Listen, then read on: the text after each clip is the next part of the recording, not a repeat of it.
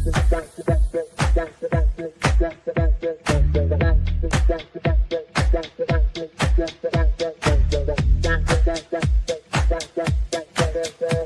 Connections Radio presents.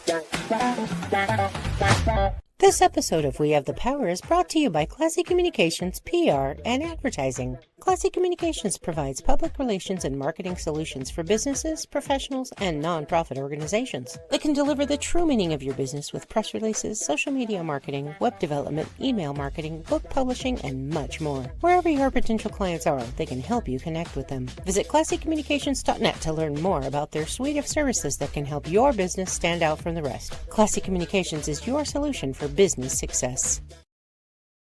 Welcome to another segment of We Have the Power. I'm your host, Brian Gardner. When I come back, viable and truthful, honest reasons why Gavin Newsom must never become president, national news and local news of how our justice system is failing the good drivers on the roads of America and here in Nevada, right after this important message.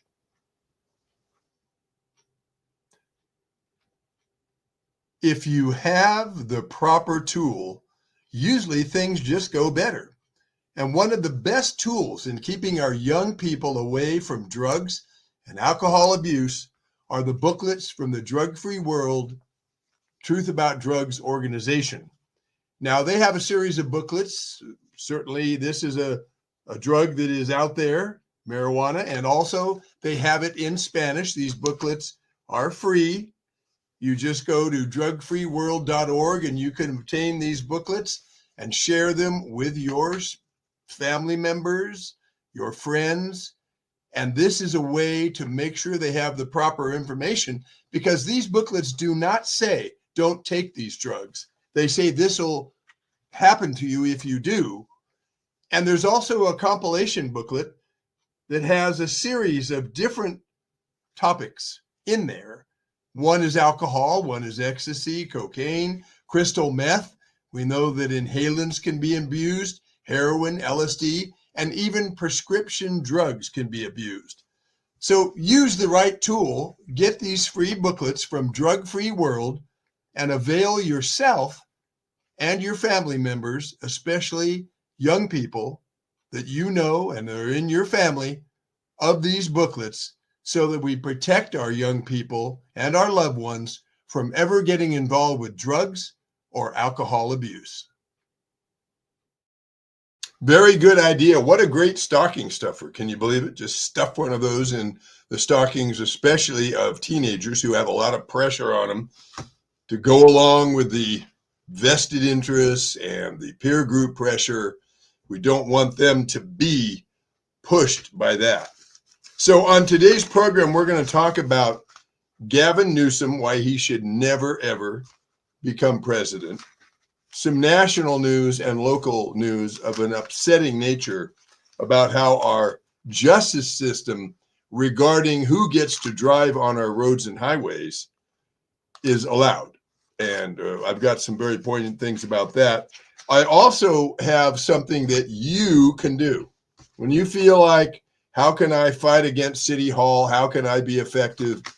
I just got a call from the Review Journal that a letter to the editor that I wrote is going to be in Saturday's paper. Now, you might think, well, who's going to read that? Maybe a few people will read it. But you see, the thing is, I can cut that out of the paper, paste it up nicely, copy it off, and send it out to hundreds of friends, contacts, important organizations. And you see, that is a way that you can be effective. Write letters to your local paper, no matter where you're watching this broadcast. Like and subscribe and share this with people, because the whole point of We Have the Power is to make sure we elect good people who work for us, not for vested interests. But you can make a difference. You write a letter to the editor, you don't know who might see that, who might cut it out and recopy it and send to somebody else. And I would say once a month, look at the paper, find something that gets you motivated and write a letter. You may not get your letter published every single week or month because, they want to give a variety of people to have letters in there. But every once in a while, you'll get a letter published and then get that thing out everywhere, which is what I plan to do. I'll read this letter to you a little later. So let's start off first with some national news that is avoidable and horrific, and it shows that the justice system regarding who gets to drive on our roads in Rhode Island is broken, okay? Listen to this. Grammy-nominated musician struck and killed by driver with over 100 arrests in Rhode Island, said the police. A Grammy-nominated musician was struck and killed by a driver with more than 100 arrests and dozens of traffic violations in Rhode Island. Roderick McLeod, 70, was a member of the band Roomful of Blues in the 1980s and received a Grammy nomination for his work with them. He was inducted into the Rhode Island Music Hall of Fame in 2014. McLeod was walking his dogs when he was hit by a car on Saturday, the Hopkintown Police Department said in a news release. The alleged driver was identified by police as Shannon Godbout. She was 41. Godbout was allegedly traveling eastbound when she left her lane and struck several objects, including 2 telephone poles, and McLeod was walking his dog on the shoulder of the road when he was hit.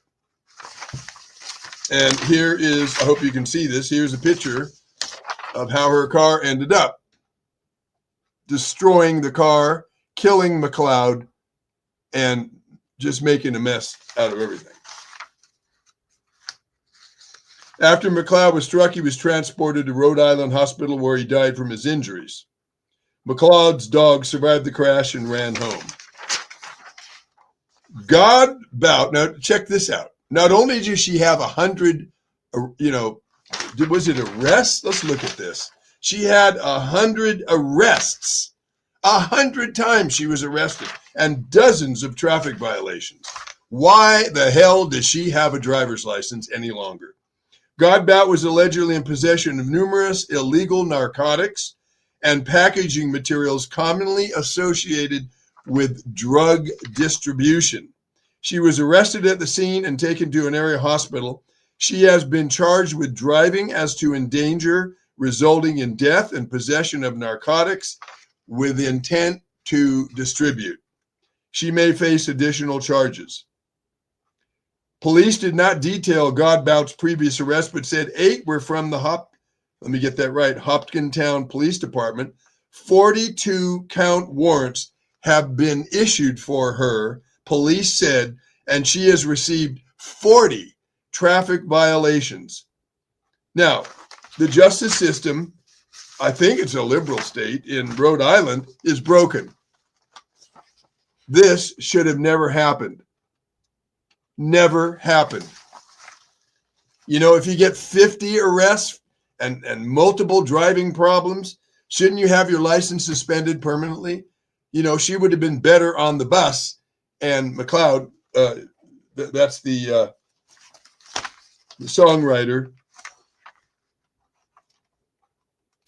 Roderick McLeod, 70, would be alive today if the justice system and the Department of Motor Vehicles in Rhode Island were doing their job. Horrific. Now let's bring it home for a minute. Let me show you a complete creep. And his name is Jose Gutierrez. I've written some commentary on here, but just ignore that. There he is. He was traveling 100 miles an hour and caused an 11-car crash, I think it was. I'm just looking in the article. I know it was at least 11 cars. His girlfriend was sitting next to him, who was pregnant. She died. She was thrown out of the car, probably going, I don't like to wear seat belts. She was thrown out of the car. I don't think she was thrown out because the seatbelt broke. They're pretty tough. You have to cut them, to get them to break. So she probably wasn't wearing a seatbelt, and she's pregnant. Anyway, he's driving 100 miles an hour. hit a bunch of cars waiting at a stop sign. She was ejected, died on the scene. 3 other people died from this crash. He claims that he had an epileptic fit or something, and that's why he was going so fast. Maybe he said his foot pressed on the gas pedal. Well, if he has that kind of maladies, why is he driving a car? Now, he has a history as well. The department released a video on its public records unit. Metro has agreed to release body camera footage from an October traffic stop in which the Gutierrez was cited for speeding. According to online court records, that traffic case is still open. So he's already got some previous stuff going on. Now, you can't really take away a person's license because they were speeding one time. However, people need to know what I believe should be the law. Somebody kills his girlfriend, a baby. They don't count that as being a live person.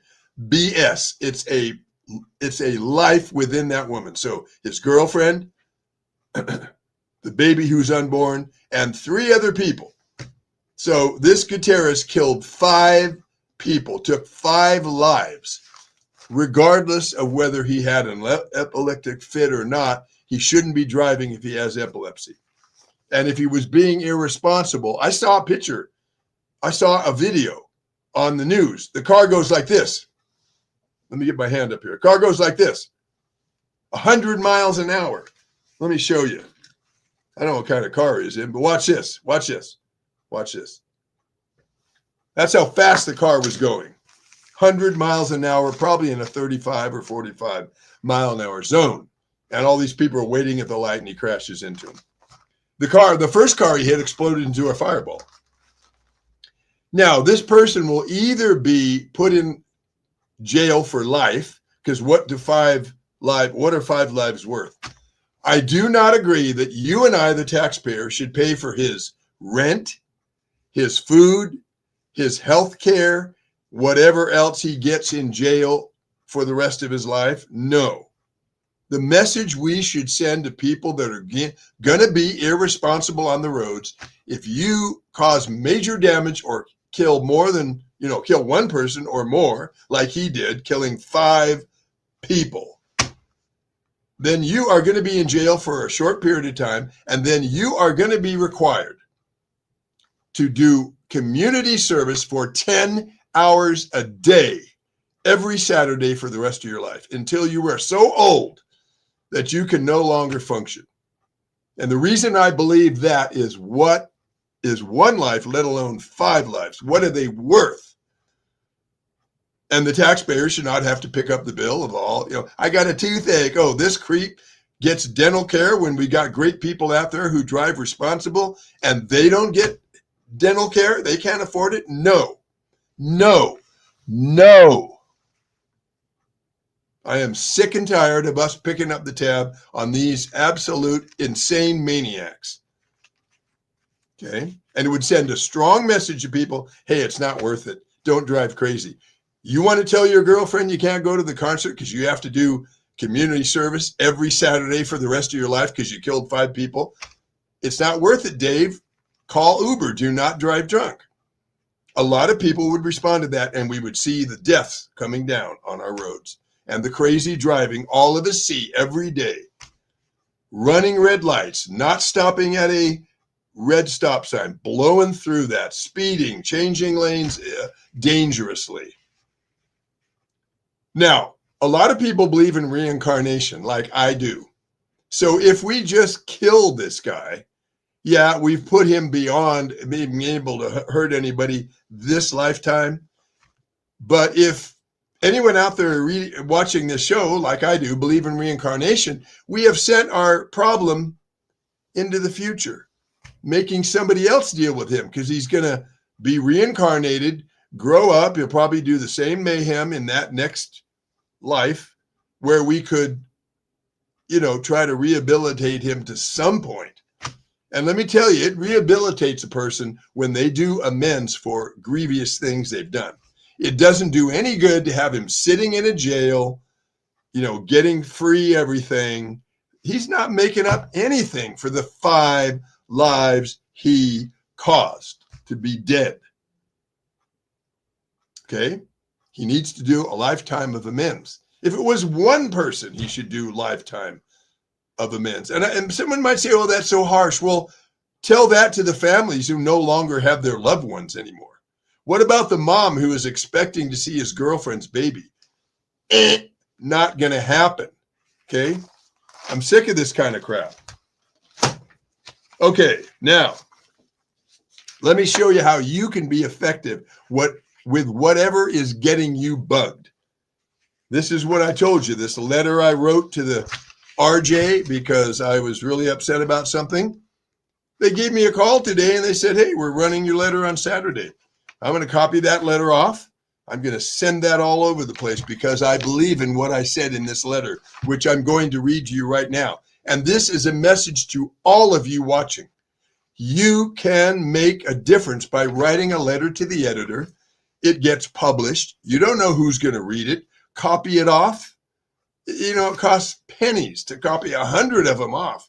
Paste it up nicely, copy it off, send it out to all your friends and associates. And, you know, maybe if it's about drunk driving, maybe you'll get somebody to stop drunk driving and you might save a life. When you thought, what can I do? I'm just one person. I can't make a difference. Yes, you can. Because we have the power to make a positive difference in this world. Here's what I wrote. It was titled, It's the Parents' Responsibility.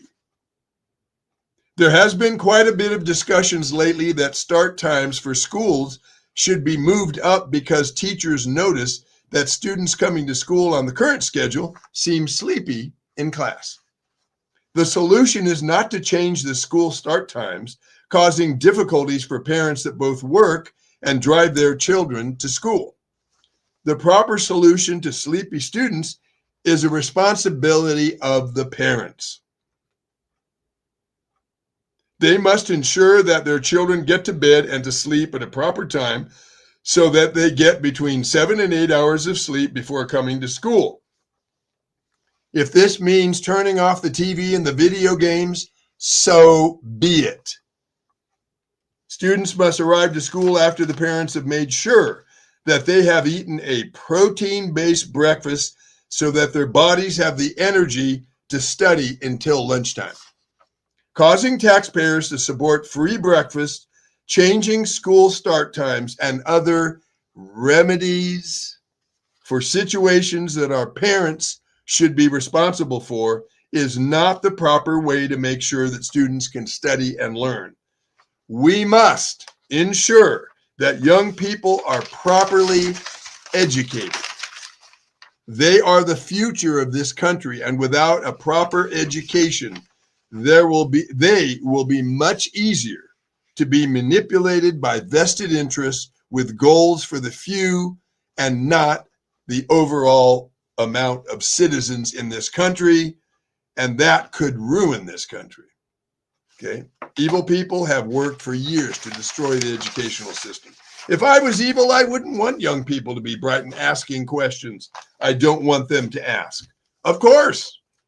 So if you're in this area, pick up the newspaper Saturday and you'll see my letter to the editor, and you can do the same thing, and you should. You will feel like, wow, I did something. Maybe somebody read that. Maybe I'll save a life. Maybe I'll change some thinking. Maybe one of our public servants, our elected officials, might read it and go, hey, I should introduce a bill to fix that. You never know what might happen, but you can do it. Okay, take a writing course if you have to, but I don't think that's necessary. Just read your letter out loud and make sure it sounds good and email it in. Now, I talked about the reasons that Gavin, who I call Gavin Newsom, ruining my home state of California, must never be allowed to be president. Let me give you some statistics here from Victor David Hansen. He writes for the RJ. He's very good. California has a lot of other firsts among the 50 states. The largest population of illegal aliens, point number one. And that's because Biden opened the floodgates and let anybody who wanted to come in. And Newsom was in agreement with that. California has the largest number of homeless people. Well, if you were evil, would you want people doing well and being able to have time to look into what you're doing that's evil? No, you want them homeless, where every day they're spending trying to find out how they're going to eat. That keeps them so busy. They're never going to find out the crimes that are going on in Washington. They have no time or energy to do that. If I was evil, that's exactly where I'd want people. California has the largest number of homeless people. California has the largest number of people fleeing a state. Yeah, good people are going, I'm out of here. This place is being ruined. And that means that if the good people are leaving, who pay the taxes, because the homeless people don't pay taxes, people on welfare, whatever, that is shrinking, which is going to cause California to go further in debt because there's nobody, hardly all, paying any taxes. California has the largest number, 11 million, and percentage 27% of foreign-born residents. Now, that can be good or bad. Doesn't mean because someone is foreign-born, they're necessarily bad, but in a lot of cases, they are. California has the largest number of people living in poverty. Again, if you were evil, think about it if you were evil. Wouldn't you want people all preoccupied with food and rent and all that stuff? Because they're never going to be able to look into the crimes you're doing. It's the trick the magician uses. He gets your attention over here, and over here he does the trick. He doesn't want your attention over here. You'll see how the trick's done. You'll see the crimes that are going on in Washington if people are not all sucked into basic living. California has the largest food prices in the continental U.S. So people are preoccupied again with trying to bring food to the table. California has the state's infrastructure is usually rated near the bottom. That means the bridges are falling down, and salesmen can't get to their jobs, so you have less tax revenue being generated, et cetera, et cetera, et cetera. California ranks among the 5 worst states in per capita violent crime. Keep things violent. That means people will not go out of their homes. Then they won't go to restaurants. You're further bringing society down. And Gavin Newsom is in charge of the state that has these wonderful statistics, okay? Newsom recently boasted that he extended Medi-Cal health insurance to thousands more illegal aliens. They do not deserve Medi-Cal, okay? They're not citizens. So no wonder Newsom next begged for nearly $3 billion Medi-Cal federal bailout. Half of the state's 41 million residents are now on Medi-Cal. Half. So 20 million people are counting on the government to give them all kinds of stuff. That's not the government's job. Here are a few other observations about the current disaster that is Newsom's California. California is a naturally wealthy state. It is the 3rd largest in oil reserves. No nation has more agricultural production or forested land acreage. So it's hard to bankrupt California, but Newsom has managed it. Two under prior governors, Pat Brown, Ronald Reagan, George Deukmejian, and Pete Wilson, California used to be the best run state in the country. Okay? A lot of Republicans in there. Now we got a Democrat running California, ruining it. California once produced more oil than any other state except Texas. It's now moribund under timber industry, once used to be the 3rd largest in the nation, and its current ossified mining and mineral industries were once among the top 10 producers in the country.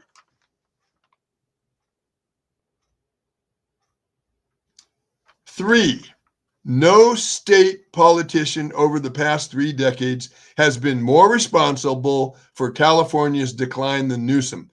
6 years as governor, 8 years as lieutenant governor, 7 years as mayor of San Francisco, and 7 years on the San Francisco Board of Supervisors. 4, California chose decline. In the past 30 years, it drove out somewhere between 18 million and 20 million affluent and middle-class residents, the largest state exodus in U.S. history. Yeah, get rid of the middle class, because the middle class and the upper class have a little bit of time to look into what crap you're doing. They want to get rid of those guys. Get rid of them. They want a bunch of people on drugs, can't function. If you were able to interview a lion, right, in Africa, if you could interview a lion and you ask him, what do you spend most of your time doing? Looking for my next meal. Does he have time, if he have the mental ability, to look into what the president of whatever state his land area is in to see if things are being run ethically? No. That lion is preoccupied with food and shelter and bringing up his kids. That's where Gavin Newsom wants the people. Get rid of the middle class, get rid of the upper class. They're dangerous. They're going to bring a spotlight on our crimes. So get rid of them. There are no Republican statewide office holders. Democrats, sorry, I said it wrong. Democrats control all branches of government. Only 17% of its congressional delegation is Republican, so the left proudly owns what California has become. I can't even say it. It is a hole. Certainly not high-speed rail. 17 years, 15. Let me say this slowly for you. They have been working on the high-speed rail for 17 years. Guess how much money has been spent that could have been spent on helping the homeless, fixing our schools, fixing the roads? $15 billion. Listen to that. $15 billion, and not 1 foot of track has ever been laid. That is people ripping off the state to the tune of $15 billion. Yeah, we'll get to laying down some track as soon as we do these environmental studies and do these other studies to find out if the dirt's going to be upset of us building a track. So it's going to take some while. So meanwhile, we're going to accept these exorbitant salaries, and $15 billion later, not 1 inch of track has been laid. In other words, in the Democratic primaries, Newsom will try to out-crazy the violence, profanity, and extremism of the now crazy Democrat socialists. He'll try to cover all that up and say, oh, I'm so good, and he's kind of handsome, so people think, oh, this guy's kind of cool. Newsom will lecture on the affordability without mentioning that he has created the most unaffordable state in the nation. He has ruined California. He has caused scores of people to be homeless because they wouldn't manage their water properly in that fire that happened recently. He must never become president because then he'll ruin the country. Of course, that's exactly who he's being run by, people that want to ruin this country. And guess who he is a blood relative of? Nancy Gross Pelosi. They just keep revolving these people, keep moving their people into positions of control as they work to destroy this country. I'm sure if they weren't watched on a security camera, they would spit on the Constitution, our Bill of Rights. They don't want it taught in schools. They don't want young people saying, hey, you can't do that. Young people on college campuses right now, already their minds poisoned. A percentage of them say, well, if communication by somebody who comes to speak at the college upsets somebody, he shouldn't no longer have freedom of speech.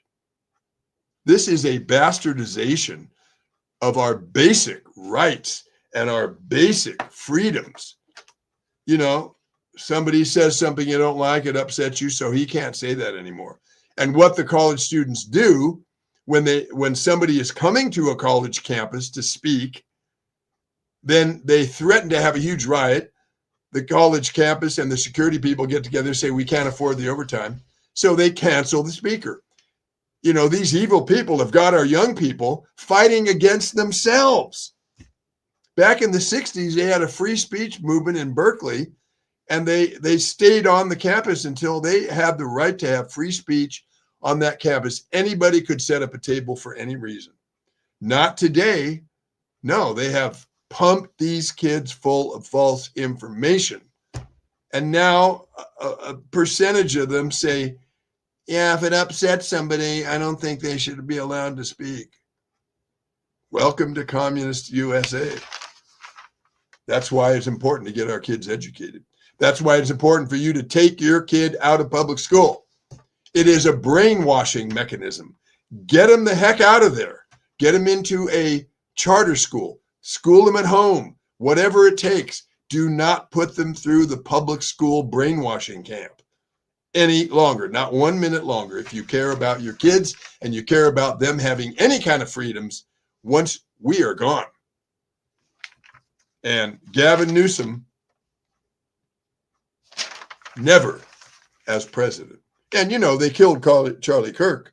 He was doing a fantastic job of turning people away from this horrible viewpoint that freedom of speech is no longer allowed. He was turning them around.